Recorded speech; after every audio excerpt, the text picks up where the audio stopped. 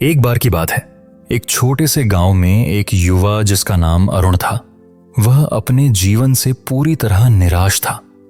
वह जानना चाहता था कि जीवन का असली अर्थ क्या है, लेकिन उसे कहीं भी संतोषजनक उत्तर नहीं मिल रहा था। उसका मन बेचैन था और हर दिन वह खुद से सवाल करता कि क्यों उसकी जिंदगी इतनी कठिन और अधूरी लगती है। उसने सोचा कि शायद किसी गुरु से मिलकर उसे अपने सवालों के जवाब मिल सकते हैं। एक दिन उसने सुना कि पास के जंगल में एक महान सन्यासी रहते हैं जो गौतम बुद्ध के उपदेशों का पालन करते हैं और उन्होंने जीवन की गहराई को समझा है। अरुण ने तय किया कि वह उन गुरु से मिलने जाएगा। जंगल घना था, पक्षियों की चहचहाहट और पेड़ों की सरसराहट से भरा हुआ। अरुण ने कठिन रास्तों को पार किया और अंततः एक शांत आश्रम तक पहुंच गया। आश्रम में एक वृद्ध गुरु ध्यान की मुद्रा में बैठे थे।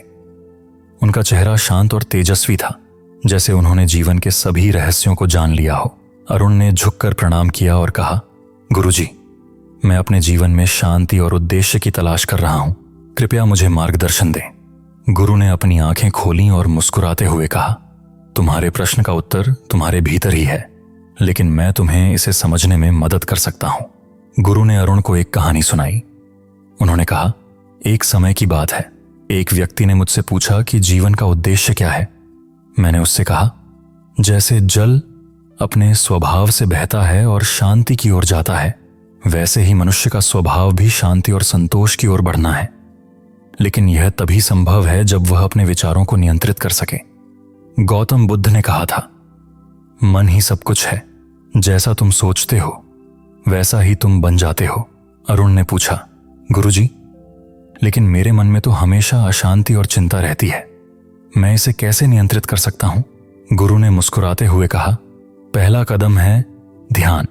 जैसे नदी की सतह पर उठने वाली लहरें शांत हो जाती हैं जब हवा रुक जाती है, वैसे ही तुम्हारा मन भी ध्यान से शांत हो सकता है। ध्यान तुम्हें अपने भीतर की ताकत और शांति को समझने में मदद करेगा। गुरु ने अरुण को ध्यान की प्रक्रिया सिखाई। उन्होंने कहा, अपनी आंखें बंद करो, अपनी सांसों पर ध्यान दो और अपने विचारों को बहने दो। उन्हें पकड़ने की कोशिश मत करो, बस उन्हें आने दो और जाने दो। धीरे धीरे तुम अपने मन की गहराई में पहुंच जाओगे। अरुण ने गुरु की बात मानी और पहली बार ध्यान में बैठा। उसे शुरू में मुश्किल हुई, लेकिन धीरे धीरे उसने अपने भीतर एक अजीब सी शांति का अनुभव किया। कुछ दिनों बाद अरुण ने गुरु से पूछा, गुरुजी, लेकिन मैं अपने विचारों को कैसे सकारात्मक बना सकता हूं? मेरा मन हमेशा नकारात्मक सोचता है। गुरु ने एक उदाहरण दिया। उन्होंने कहा, सोचो, तुम्हारे पास एक खाली गिलास है। अगर उसमें गंदा पानी डालोगे तो वह गंदा हो जाएगा, लेकिन अगर तुम उसमें साफ पानी डालोगे तो वह साफ रहेगा। तुम्हारे विचार भी ऐसे ही हैं। तुम क्या सोचते हो, यह पूरी तरह से तुम्हारे हाथ में है।